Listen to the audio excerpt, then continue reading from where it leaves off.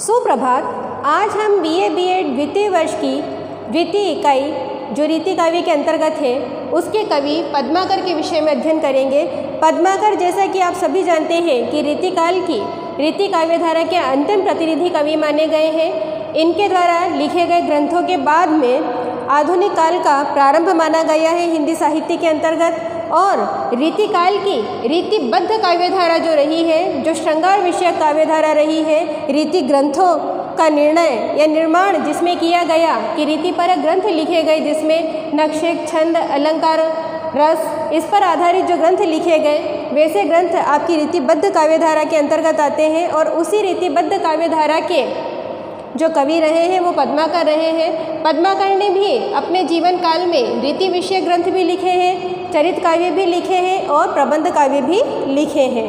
तो जो रीति काव्य के अंतर्गत जो हम अपने पाठ्यक्रम के अंतर्गत जो गंगा लहरी का अध्ययन कर रहे हैं, गंगा लहरी के विषय से भी आप सभी भली भांति अवगत हो चुके हैं कि गंगा लहरी में गंगा नदी और गंगा की लहरों की पवित्रता का वर्णन मिलता है कि गंगा किस प्रकार से पापियों का उद्धार करती है और किस प्रकार से पाप मोचनी है, क्षमादायिनी है, मोक्षदायिनी है, किस प्रकार से बड़े पापों को वो हर लेती है अपने स्पर्श मात्र से, और व्यक्तियों को क्या करती है, सामान्य जन को क्या करती है, सुख पहुंचाती है और उन्हें मोक्ष प्रदान करती है। तो इस प्रकार से गंगा लहरी का जो मूल विषय है, वो गंगा लहरी का मूल विषय है कि गंगा की पवित्रता, गंगा की महानता का वर्णन कि सभी देवों से भी, अगर देवलोक के सभी देवों को भी एकत्रित कर लिया जाए और उसमें भी अगर सबसे अधिक पवित्र देखा जाए कि सबसे बड़ा और सबसे श्रेष्ठ कौन है, तो पद्माकर ने गंगा के विषय में उल्लेख किया है कि सभी देवों से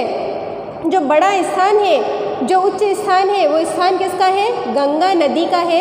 यानी गंगा नदी इतनी महान है। तो आज के जिन हम पद संख्या 6 और 7 का अध्ययन करेंगे वो कुछ इसी प्रकार के पद हैं कि जिसकी तुलना पुनः इसमें पद्माकर कर रहे हैं स्वर्ग लोक के कुछ ऐसे उपादान हैं, कुछ प्रतीक हैं स्वर्ग लोक के, कि उनसे तुलना करके अब गंगा की महानता बताने का प्रयास कर रहे हैं पद्माकर। पद संख्या 6 का अध्ययन हम प्रारंभ करते हैं कि वाको जस कित हूँ न जाग्यो पर थच भई, याको धाम धाम फैली रहियो जस है, वाको सुनियो एक देव लोक में दरस होत, याको तो दिखात तिहु लोक में दरस है। कहे पद्माकर सुदान वह मांगे देत, ये तो बिन मांगे सब देत सर बस है, आछो अभिराम कहे पूरन सकल काम, गंगा जी को राम काम तरु ते सरस है। यानी स्वर्ग लोक में जो कल्प वृक्ष है, कल्प वृक्ष कौन सा वृक्ष है? जिसकी वेद और पुराणों में, हमारे धार्मिक ग्रंथों में, हिंदू संस्कृति के धार्मिक ग्रंथों में जिस वृक्ष को सबसे अधिक पवित्र माना गया है, जिसका उल्लेख मिलता है, उस कल्प वृक्ष से इसकी तुलना की है। किसकी तुलना? गंगा नदी की महानता की तुलना कि गंगा महान है या स्वर्ग लोक का वो कल्प वृक्ष। अब कल्प वृक्ष के विषय में कहा जाता है कि जब समुद्र मंथन हुआ था, उस समुद्र मंथन में 14 रत्न प्राप्त हुए थे। उस 14 रत्न में एक कल्प वृक्ष भी प्राप्त हुआ था और यह कल्प वृक्ष किसे दिया गया था? इंद्र को दिया गया था। तो उसी कल्प वृक्ष के विषय में कहा जाता है कि कल्प वृक्ष एक ऐसा वृक्ष है जो सकारात्मक ऊर्जा का प्रतीक था। सकारात्मक ऊर्जा होने के कारण उसमें उसके नीचे बैठकर जो भी मनोवांछित वर यानी मन की इच्छा उस कल्प वृक्ष के नीचे बैठकर रखी जाती थी या उससे कही जाती थी, तो वह शीघ्र ही उस इच्छा को पूर्ण करने में सक्षम था। ऐसा था कल्प वृक्ष। तो उस कल्प वृक्ष से गंगा नदी की तुलना कर रहे हैं पद्माकर कि वो स्वर्ग लोक का कल्प वृक्ष महान नहीं है, गंगा नदी महान है। किस प्रकार से महान है, अब उसका अध्ययन हम इसमें करना शुरू करेंगे। व्याख्या करते हैं पद संख्या 6 की कि वाको जैसे कित हूँ न जाग्यो पर तच्छ पई। यानी पहली ही पंक्ति में पद्माकर कह रहे हैं कि वो कल्प वृक्ष जो प्रत्यक्ष दिखाई भी नहीं देता है, मैं कैसे मान लूँ कि वो सबसे अधिक महान है? क्योंकि कल्प वृक्ष तो स्वर्ग लोक का दिखाई ही नहीं देता, सिर्फ उसके बारे में तो सुना जा सकता है, लेकिन गंगा तो सामने स्पष्ट रूप से दिखाई दे रही है, उसको तो सभी देख पाने में सक्षम है। तो वाको जैसे कित हो न जाग्यो पर अच्छे पई, यानी उसका यश आप संसार में फैला रहे हैं। यानी उस कल्प वृक्ष के लिए कह रहे हैं जो प्रत्यक्ष रूप से तो दिखाई भी नहीं देता है, अगर आपको यश या किसी की कीर्ति फैलानी है संसार में, तो आप इस प्रत्यक्ष रूप से दिखाई देने वाली मोक्षदायिनी गंगा की कीर्ति और इसके वैभव को प्रचारित और प्रसारित कीजिए। या को धाम धाम फैली रहियो जस है, यानी दूसरी पंक्ति में पद्माकर कह रहे हैं कि इसका तो धाम धाम यानी हर एक स्थान पर जस फैल रहा है। जस फैलना अर्थात यश फैलना, कीर्ति फैलना। किसकी फैल रही है? गंगा नदी के विषय में कह रहे हैं कि वो जो कल्प वृक्ष जो अप्रत्यक्ष है, दिखाई नहीं देता है, उसकी चर्चा पूरा संसार करता है। और ये जो गंगा नदी है उसी के समान है, मोक्षदायिनी है। और इसके लिए क्या कह रहे हैं पद्माकर कि या को धाम धाम फैली रहियो जस है, और इसका भी अब हर एक स्थान स्थान पर यश फैल रहा है। वाको शून्य एक देव लोक में दरस होत। अब कल्प वृक्ष के लिए पुनः पद्माकर कह रहे हैं कि वाको शून्यो, यानी मैंने कल्प वृक्ष के विषय में सुना है, एक देवलोक में दरस होत, यानी कहाँ दिखाई देता है? सिर्फ कल्प वृक्ष तो देवलोक में, यानी देवताओं के यहाँ दिखाई देता है, स्वर्ग में दिखाई देता है। और स्वर्ग में हर एक सामान्य व्यक्ति जाकर नहीं देख सकता कि कल्प वृक्ष कैसा दिखता है, लेकिन गंगा तो साक्षात रूप से इस भूलोक पर इहलोक में प्रस्तुत है, और उसे हर एक व्यक्ति, गुणी ज्ञानी या अज्ञानी कोई भी हो, पापी हो या सद्कर्मी हो, सभी उसे प्रत्यक्ष रूप से देख सक रहे हैं। या को तो दिखाते तिहु लोक में दरस है, यानी गंगा के लिए कह रहे हैं कि वो तो कल्प वृक्ष कहाँ दिखाई देता है? देवलोक में, यानी स्वर्ग में ही दिखाई देता है। या को तो तिहु लोक में दरस है, यानी गंगा नदी तो तीनों लोक में दिखाई दे रही है। ये तो बिन मांगे कहे पद्माकर सुदान वह मांगे देत, यानी गंगा नदी के बारे में कह रहे हैं पद्माकर कि ये तो मांगने पर देता है। कौन? कल्प वृक्ष के विषय में कह रहे हैं कि उससे तो वरदान मांगना पड़ता है कि ये मेरी मन की इच्छा है और मैं आपसे निवेदन कर रहा हूँ, आप इसकी पूर्ति करिए। ये तो बिन मांगे सब देत सर्वस्व है, यानी गंगा नदी तो इतनी महान है कि उससे आपको शाब्दिक रूप में कुछ भी अपने मनोभावों को व्यक्त करने की आवश्यकता नहीं है, मांगने की आवश्यकता नहीं है। वो तो सर्वस्व यानी सब कुछ चलकर ही प्रदान कर देती है, अच्छाई ही अच्छाई देती है और आपकी बुराइयों को बिन कहे हर लेती है।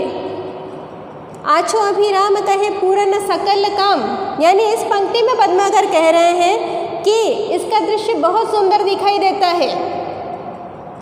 कहे पूर्ण सकल काम, यानी वो तो सिर्फ दिखावे में और देखने में सुंदर दिखता है कल्प वृक्ष, लेकिन गंगा नदी तो ऐसी है कि देखने में भी सुंदर दिखाई देती है और काम भी सारे पूर्ण कर देती है। हर एक संसारी के काम, यानी इस संसार में रहने वाले हर एक मनुष्य के काम पूर्ण कौन करती है?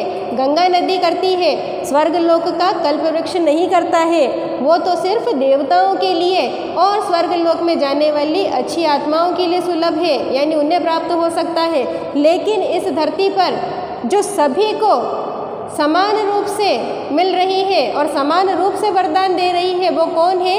एकमात्र गंगा नदी है। गंगा जो को नाम काम तरुते सरस है, यानी अंतिम पंक्ति में इतनी पूरी इस पद में तुलना करने के बाद कल्प वृक्ष और गंगा की अंतिम पंक्ति में पद्माकर कह रहे हैं कि गंगा जो को नाम, यानी गंगा नदी का नाम काम तरुते सरस है। सरस यानी अच्छा, सुंदर, श्रेष्ठ, कि काम तरु से भी यानी कल्प वृक्ष से भी श्रेष्ठ है, सुंदर है, अच्छा है। क्यों है? क्योंकि वो सिर्फ देवलोक में है कल्प वृक्ष, और ये इस इहलोक में है, यानी इस भौतिक जगत में है। हम सांसारिकों के लिए उपलब्ध है, ये भी देवी स्वरूपा है, लेकिन हम सांसारिक प्राणियों के लिए यहाँ पर प्रस्तुत है। हमारे पाप कर्मों को धो रही है, हमें मोक्ष प्रदान कर रही है। क्या कल्प वृक्ष यहाँ स्वर्ग लोक से चलकर आकर हमें मोक्ष प्रदान कर सकता है? नहीं कर सकता है। इसीलिए पद्माकर कह रहे हैं कि गंगा जी को नाम काम तरुते सरस है, यानी कल्प वृक्ष होगा। पद्माकर कहते हैं स्वर्ग लोक में होगा, क्योंकि उसे देख पाना संभव नहीं है, मैंने भी उसे नहीं देखा। लेकिन अगर किसी का नाम श्रेष्ठ है, किसी के गुण श्रेष्ठ है, तो पद्माकर कहते हैं कि मैं कल्प वृक्ष को नहीं मानता, मैं सिर्फ गंगा नदी को मानता हूँ कि वो अपने नाम और गुणों दोनों में ही कल्पवृक्ष से कई गुना श्रेष्ठ है। पद संख्या 7 का अध्ययन करते हैं कि केंदो तिहु लोक की सिंगार की विशाल माल, केंदो जगी जग में जमाती तीर्थन की, कहे पद्मा कर विराज सुर सिंधुधार, केंदो दूधधार काम धेनु के थन की। भूपति भागीरथ के जस को जुलूस केंदो, प्रगति तपस्या केंदु पूरी जनहु जन की। केंदो कछु राखे राका, पति सो इलाका भारी, भूमि की सलाका की पताका पुण्य गण की। यानी इस पद को पढ़ने से स्पष्ट हो रहा है कि इस पद में पुनः गंगा की महिमा, उसके रूप, उसके गुणों का तुलनात्मक अध्ययन पद्माकर कर रहे हैं। अब किससे कर रहे हैं? स्वर्गलोक की कामधेनु गाय से। कि स्वर्गलोक की कामधेनु गाय वो है जो समुद्र मंथन के दौरान प्राप्त होने वाले 14 रत्नों में से एक थी।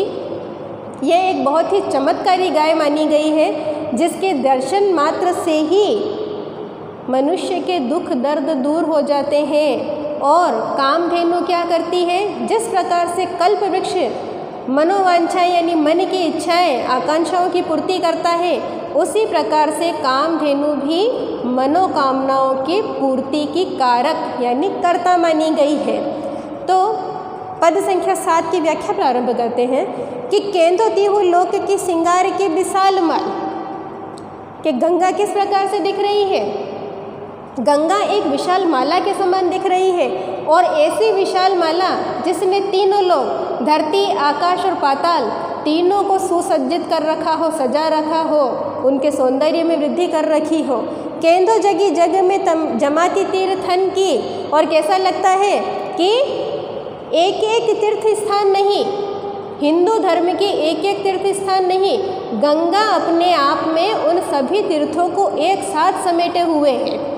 यानी आपको एक एक तीर्थ स्थान पर जाकर माथा टेकने की आवश्यकता नहीं है। पद्माकर इस पंक्ति में ये कहने का प्रयास कर रहे हैं कि भारतवर्ष में जितने भी तीर्थ स्थान हैं, वो सभी तीर्थ स्थान एक साथ समायोजित किसमें है?